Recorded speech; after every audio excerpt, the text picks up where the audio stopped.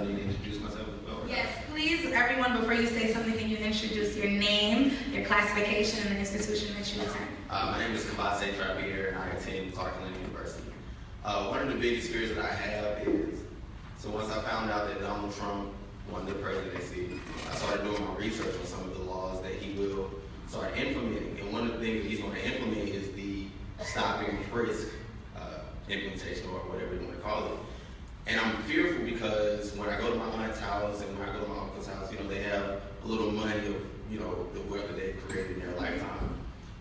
It's a predominantly white neighborhood, and when I go there, she always tells me to not wear hoodies, to not wear fitted caps, things of who I am. She tells me not to wear those things. So now that one of the things that's going to be implemented is the stop and frisk, is like at any moment I can be targeted for whatever reason. And I don't want this to be just my opinion, but throughout all the social media and all of the killings that we've seen black people be targeted for no reason. We've seen police officers fear for their lives on a simple, broken tail light incident. So that's one of my biggest fears, is that I'm going to be targeted for being myself. I'm going to be targeted for wearing a fitted cap. Although I'm dressed in a suit now, that's just for this event, but what happens when I'm comfortable? What happens when I'm walking back home in my neighborhood? I can be stopped and literally be targeted, and that could be that deciding moment of whether or not I live or die. And that scares me. In addition to having a little brother who is reckless, he's young, he's growing up. Yeah. We all are going to make those mistakes through middle school and high school where you do dumb things. I don't want this one particular stop and frisk implementation that he's going to implement to be the reason I die, or the reason I don't become the Dr. Trappier that I want to be. Yeah. Does anybody else want to say what their biggest fear is? Yes, can you come right over here, please?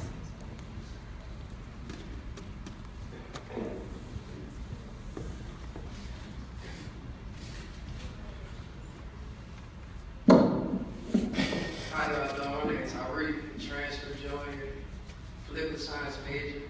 And my biggest fear with Trump being president is our people not believing in ourselves first. You feel like a lot of people are scared that he's president, but we not far removed from slavery times, from Jim Crow laws. So what is him being president? How much worse can that affect us from where we came? How can we overcome having a bad president if we overcame slavery and not being able to have an education, segregation? Like, it's a lot of things that we overcame that is way bigger than Donald Trump. Amen. So there's no reason to have fear in having a bad president. We're around racist people every day. So having a racist leader don't really mean nothing, because that's the world. This is the world we came up in. So why not believe in ourselves? Why not believe that we can achieve a higher goal of being powerful black people? There's no reason to have fear. A bad president is just a bad president. Why are we scared? All right. Before I ask any of my panelists if they want to answer this question, I completely agree with the both of you, especially since you touched on how you have a little brother and you out here, just worrying about him. I have a little 13-year-old brother, and yes, I don't want to cry. As soon as I found out, I literally texted him right away. It was 3 o'clock in the morning. I had just woke back up, and I thought Hillary was going to be the president. So I text him, and I'm like, Michael, I'm just so sorry that you had to witness, an election like this, that you had to see a man rising up in the polls who literally prides himself on hate, and not only prides himself on hate, but prides himself on degrading other people, especially black men and black women, and just women regardless, and immigrants and Muslims. So I know that that's one of my biggest fears as well, is, for my little brother. Because I want to know that, as a black man who has so much heart, that he's out here safe, but it's just so much against him, especially for all of us in this room. And especially with what you were saying, I completely agree with that as well. Anybody like to answer that? I want to speak to you guys about, what my brother said back there. He has a younger brother. I also have a 16-year-old brother that I'm raising as well. And it hurts when you have to tell your brother when it's raining to don't wear the hoodie to go catch the bus because his hair get wet or make up an excuse. In reference, you really want to say don't wear that hoodie because you might get shot by police officers. And if I have any parents in here, you would know exactly what I'm talking about. I don't know if you guys remember back in 2012 when Donald Trump first made the announcement that he will run for president. This was something that was strategically planned and not something that just happened this presidential election. During the time we knew Hillary Clinton was going to run for the Democratic Party, we took it light that Donald Trump, there's no way that Donald Trump will win president. When we did that, Donald Trump, like I said, he had a strategic plan campaign manager, and we was voting for Hillary Clinton. Hillary Clinton, when she ran against Obama, we saw the path that if she was to run again, what could happen. We listened to the media when they came out with the presidential election, when they came out with the candidates. We saw the media only focused on two people, and that was Donald Trump and Hillary Clinton. For people that voted early, some of the ballots in some counties and some cities didn't have all the presidents who was running for, all the candidates who were running for presidential on the ballot. On yesterday, the ballot did have every candidate who was running. Now, some people believe that, hey, if you voted for Gary Johnson, you took votes from Hillary Clinton. You guys, there was no way that Hillary Clinton was gonna make that presidential election. This was strategically planned since 2012.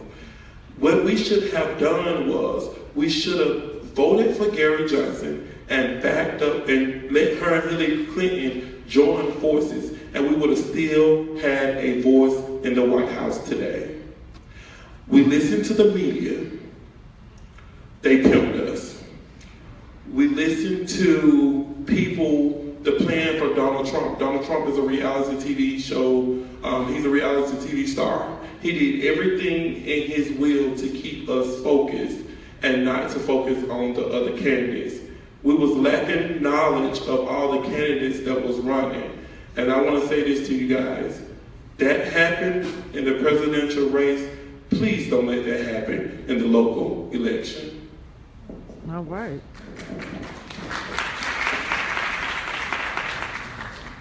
So I just wanted to give you some statistics on the stop and frisk, because I know that's one of the things I'm really scared about. You know, back from 2002 and 2014, it was 4 million stop and frisk. Out of those 4 million, 90% of them was Latinos and blacks.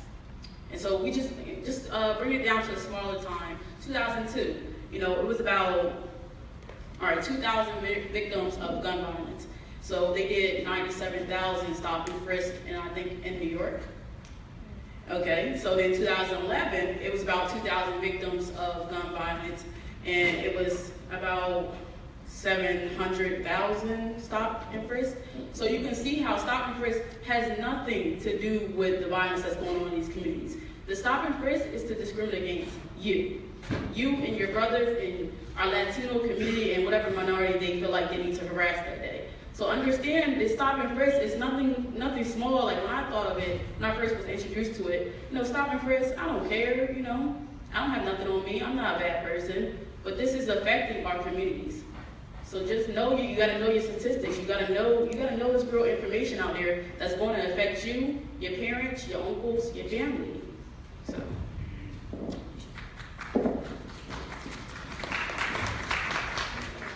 I think what I'm most afraid of is the safety of women. We have a man who's admitted to sexually assaulting numerous women and has zero regard for any woman, for that matter. I'm really fearful for those of us who live at the intersections of oppression, those of us who are Black and gay or Black and disabled, or Muslim and gay. Like, we have to think about these oppressions occurring simultaneously and not as separate entities. It is the sum of all of our identities that make us a whole, and knowing that we are different is not a site of oppression, it's a site of resistance, if you let it be. So I really hope that we can get a real handle on what rape culture actually is and find ways that we can dismantle it from the inside.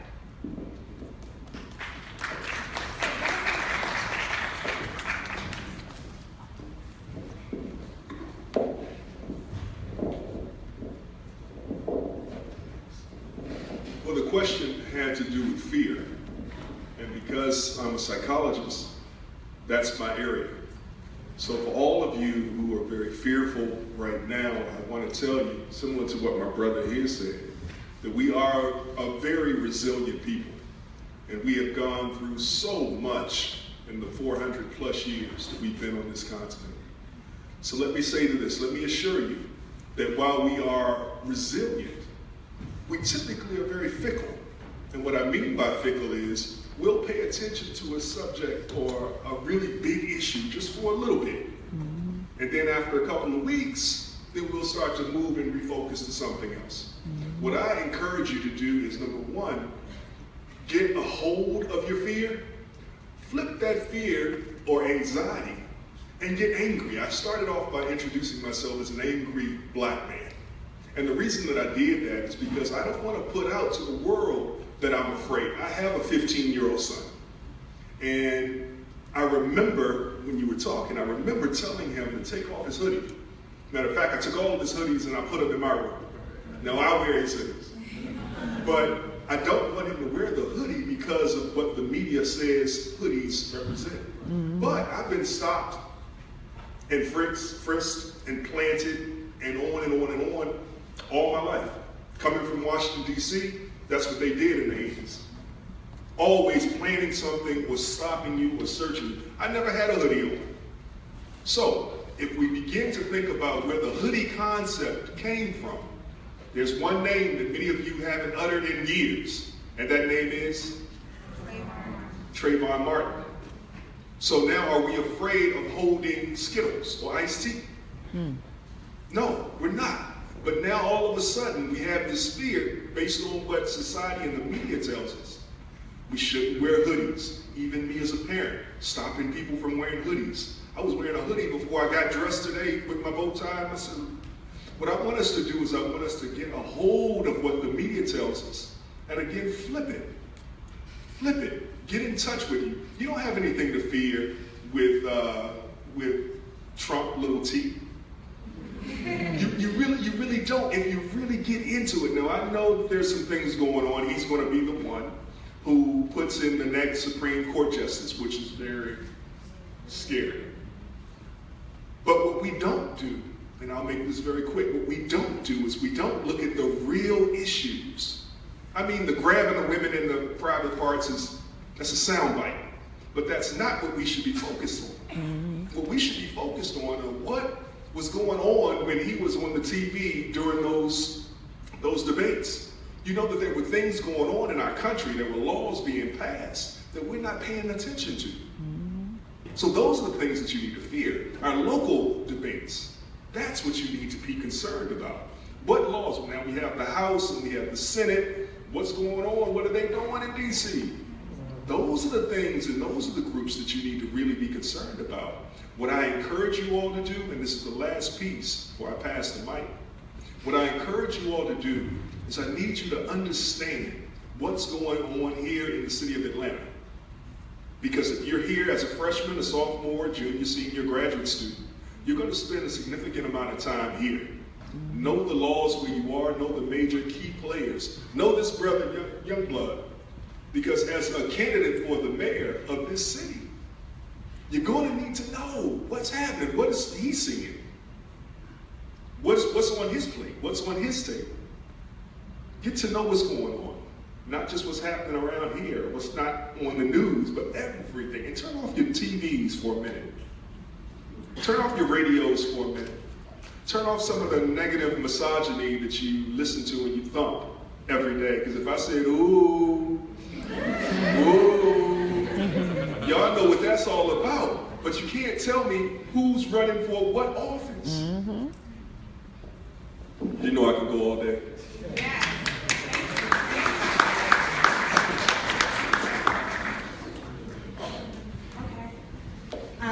Before I pass the mic to Tommy, I just want to remind you guys that this is an open space. Please say whatever you would like to say. I want to hear your opinions. I want you guys to talk. If you have something that you want to say and you know you want to say, you can already line up at the mic. Because this event is for you guys, so that everyone in this room can get empowered, so that everyone in this room can speak their mind, and so that we can learn new things. Because when you leave out this room, I want you to leave empowered, and I want you to leave knowing way more than you did when you came in here. So please, this is for y'all. Speak y'all mind. Please just speak y'all mind. And you guys, like my brother stated about the local office, when you fear getting killed by the police, at the end of the day, your mayor controls that force. And if your mayor don't put fire to those people that commit police brutality, then who do you really have fighting for you? Mm-hmm. Who do you really have fighting for you? So my job is to protect you guys. And that's why, like I said, it's very important not to vote on popularity, not to vote on experience, but to vote for who's going to have the fighting gloves on, who's going to fight for you. Yes.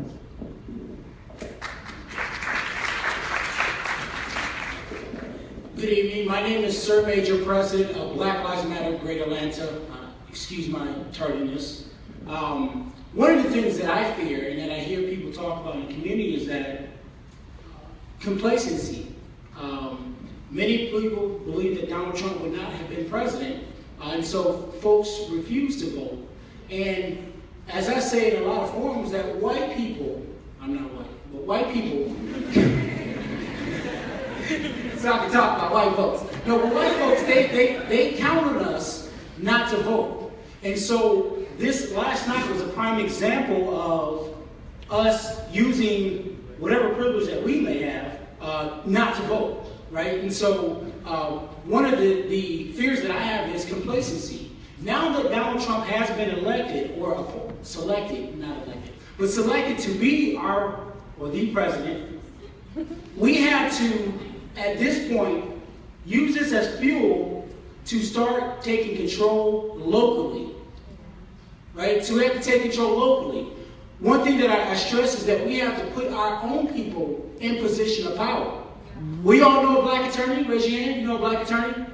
We all know black attorneys. And so what we need to do is take our black dollars, Ashe, take our black dollars and put it behind a black attorney.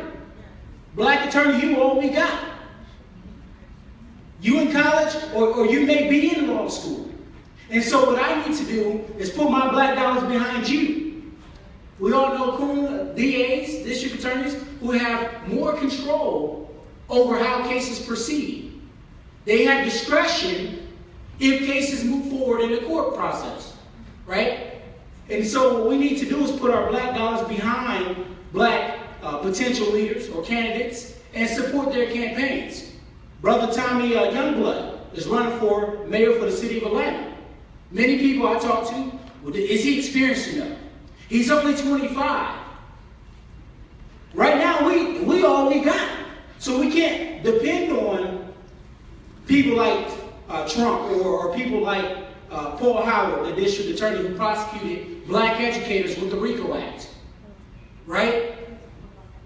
So the RICO Act is usually reserved, and I'm no attorney, I'm just a smart, educated Negro. So the RICO Act is usually reserved for gangsters, mobsters, organized crime, right? And so that's something the Rockefeller brothers need to be brought up on, or something that, give me a drug dealer, Rick Ross, the real Rick Ross. That's what they were charged with, right? BMF, right? So we're charging educators for cheating in public schools, AVS scandal. Black educators getting 20 years in prison. Now we all know white schools cheat every day, right? So we're charging our black educators with the RICO Act. Now, many people was upset. We were frustrated. We said District Attorney Paul Howard was a coon, a sellout, a Uncle Tom. We were all pissed off. However, Paul Howard got a 4-year term to be the next DA again. So we talked the good talk. But no one said who's going to be the next candidate to run against Paul Howard. So we were all pissed off for nothing. Because now he has another 4 years to do exactly what he just did. So we had to create the change that we want to see. We have to become the change that we want to see. All right.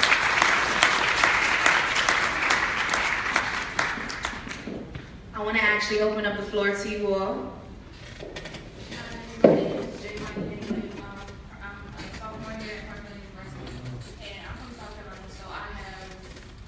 Just watching the election, you can obviously see that South Carolina was won by Donald Trump, and it's really a Republican state. So I firsthand witness racism often there.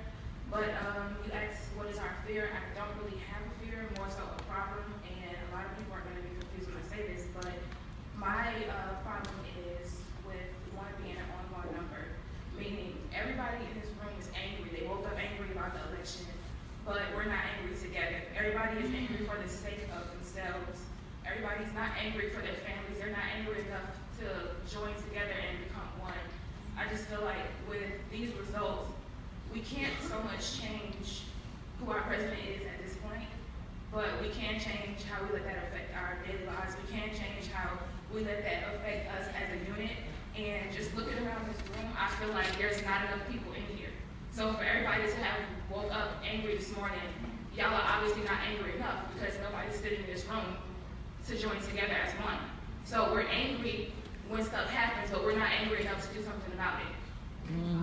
All right. I completely agree with that. And one thing, I lived in South Carolina for about 5 to 4 years. And 2 of those years, I was at a private school. It was K through 12. And literally, I was the only black person in my class. And I was one of the only 2 black people in my whole entire grade. So racism at its finest. But racism that I didn't even recognize because I was only 11 years old. I was only 10 years old. So how could I know that it was going on? This one girl in this field trip, she asked me, so do you live in the ghetto? So much went on through my head being in this school that was predominantly white. And since I was just the young age of 10 or 11 years old, I didn't even know who I was yet at all. So it was just a major identity crisis. You know what I mean? And then just hearing the types of conversations that went on, the way that they felt about Mexicans, it's like every single thing that is going on right now, it all just makes sense. So since you're from South Carolina, I can really relate with you on that because I first-handedly have experienced that there. And that's where my little brother lives right now. So how can we really, I know that one thing that I always just think about, and I've been thinking about all day, is, you know, how can we make this a better and safer world for us? I don't want us to walk down the street scared. And just like you said, we need to be angry together. We do need to be angry together. Y'all need to be connected with every single person in this room because clearly we are here for a reason. I've had people looking at me in my face today. One girl had the audacity to tell me, "You're wasting your breath." I'm wasting my breath, but when your cousin end up on the news, you're going to be crying, tweeting Black Lives Matter, but not doing anything about it? So that's what we have to understand, is that we all can take action and that we all can't do it by ourselves. Connect with these people after the event. Just like I said, talk to your neighbor. Yes, ma'am. Hi, my name is Leah Clark. I'm a psychology major at Marquette University. One of my fears is more on an international level, because Trump has a very smart, ignorant and impulsive mouth. Speaking, I guess, just physically, we are over $19 trillion in debt. And as of now, we owe a lot of that, like, to China. So the fact that it's a little frightening that he's been elected as president, being as he doesn't really know how to, like, control his mouth.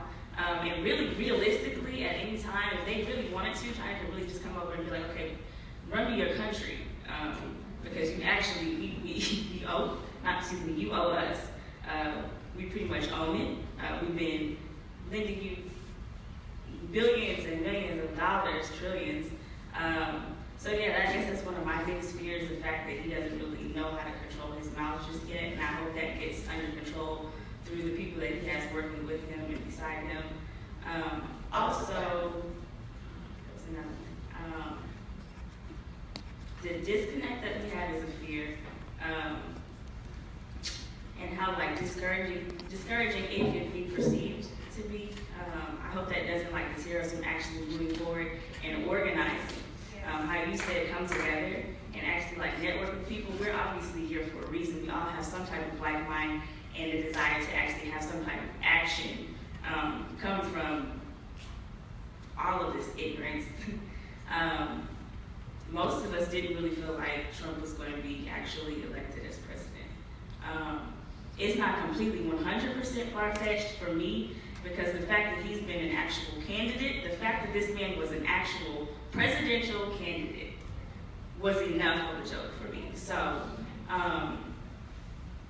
yeah, I guess the fear that we actually get crippled instead of using this as encouragement to organize.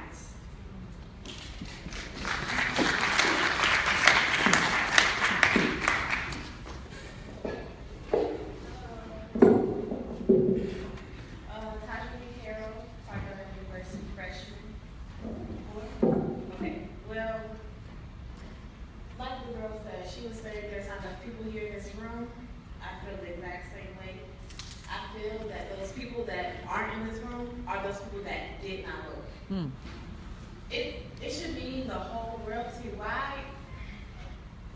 It's just so sad. Oh my God. Jesus Christ. Ooh. My goodness gracious. Let it out. Let it out. No. I can't let it out. It's not just gonna keep on coming.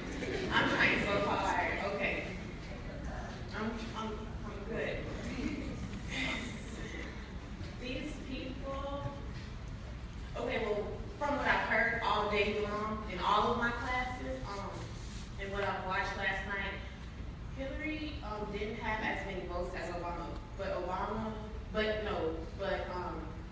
what's his name? Trump had just as much as Mitt Romney did last year. That shows that the Democrats did not support her. So this is your fault. This is your fault. So why are you crying and, that's all I got to say. It's just so much to take in all at one time, all in one day. It's just so gloomy outside. It's just terrible. Oh my goodness, Grace, I'm so dramatic. You are not dramatic. You are not dramatic at all. Good evening, everyone. Good evening. I just want to say to you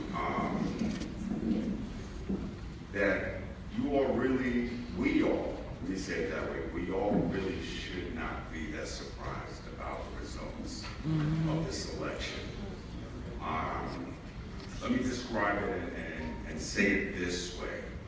You all are aware of how in times past we were lynched, right? And you know in times past, forgive me, I'm a history teacher, but you all know that in times past, just the way that we were lynched, and forgive my, as they call it, French, you know that they lynched nigger lovers the same way. Hillary Clinton, everyone, she was lynched last night. That's what happened to her. I think that we're missing one of the key reasons as to what was, or one of the key pieces as to what was going on politically over the last few years. Hillary Clinton is associated with President Barack Obama. And because of that, that's why she really didn't have a chance to win that election.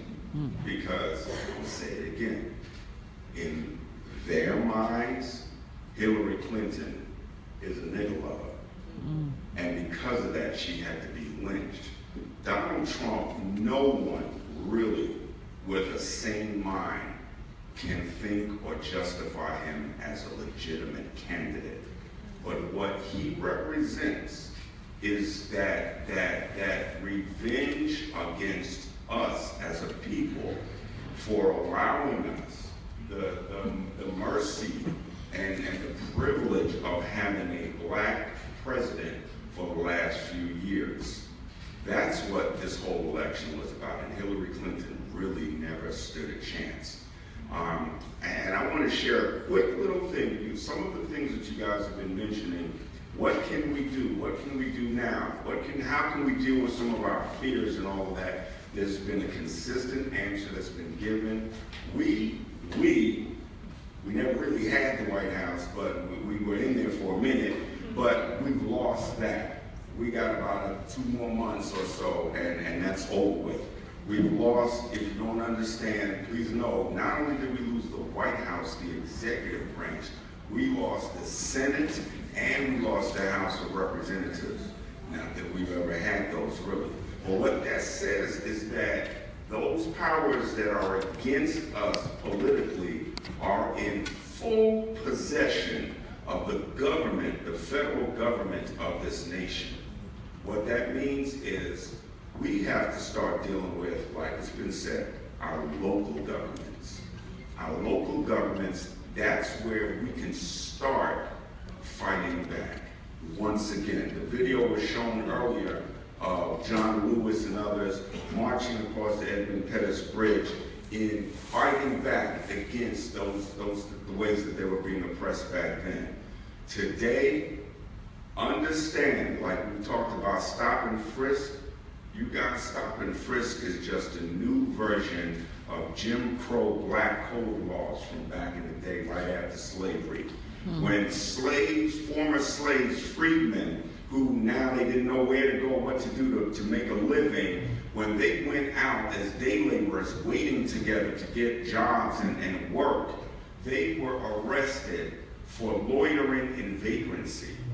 Right? Why? Because the 13th Amendment that stops slavery, there's a clause in there that says, except, slavery is over, except for those that have been duly convicted of a crime.